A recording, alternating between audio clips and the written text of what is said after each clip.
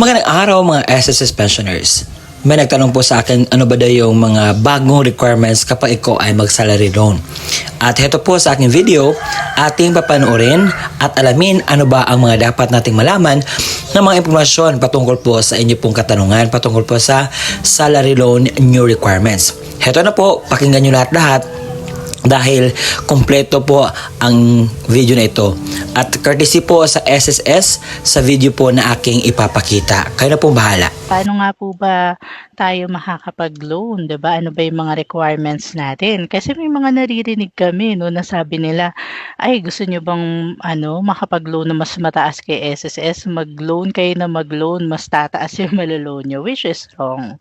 So dito po sa ating eligibility requirements, we will notice no na para sa 1-month loan, kailangan po ng 36 posted contributions and 72 posted contributions naman for a 2-month loan. So meaning, ang pinakamataas pa rin no, na maaaring ma-loan kay SSS is up to 40,000 pesos. Kasi ang basis pa rin natin no, for the computation is up to the 20,000 monthly salary credit. Kasi alam naman nating lahat na on top of that, diba, on top of the 20,000 for those earning 20,250 and up or contributing under 20,500 monthly salary credit and up, a portion of your contribution is already allotted for the mandatory provident fund. So, ibig sabihin for the benefits and loan per se, up to 20,000 pa rin po tayo.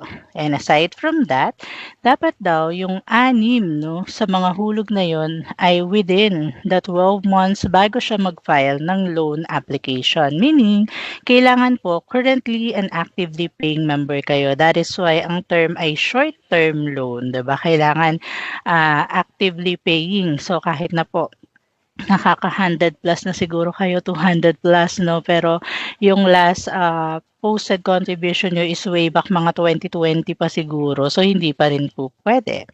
Ngayon, para naman sa mga self-employed, voluntary, non-working spouse, or land-based OFWs o yung mga separated from private employment, di ba? Nagtatrabaho sila tapos nag-resign sila or nag-retire na sila, no?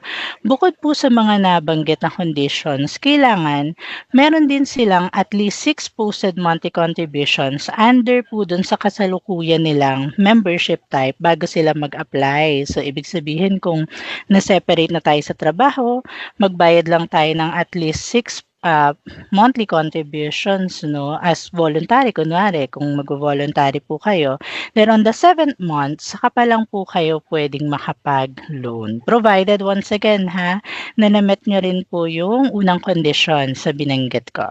Okay?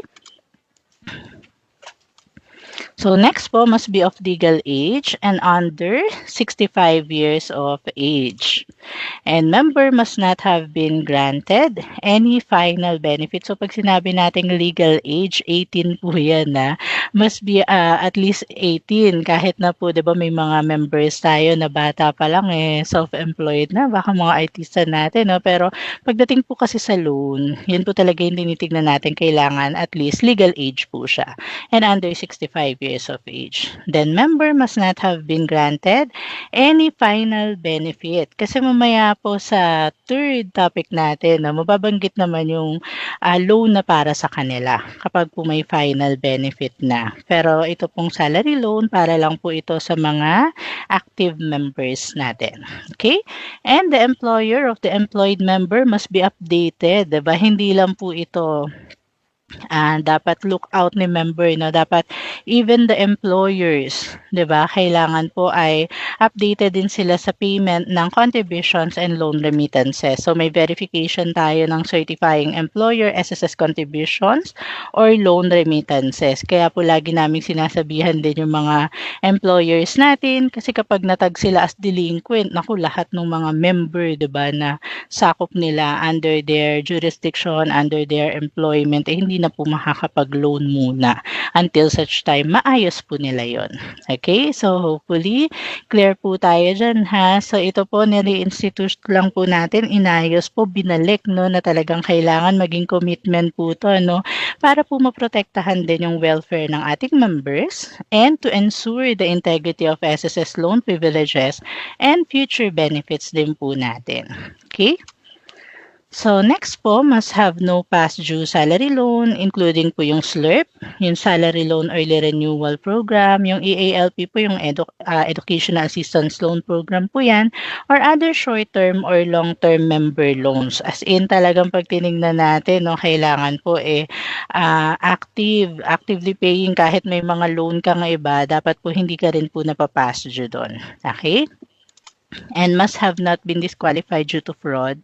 Sabi nga po natin, mahirap nang ibalik ang tiwala. No? So, sana po walang gumawa ng ganyan. And must have an updated contact information. So, ang tanong mga kaskwela, naayos niyo na ba yung mga contact information nyo? So, hopefully po, no, kasi kahit sa loan man yan or benefits, talagang kailangan updated po yan.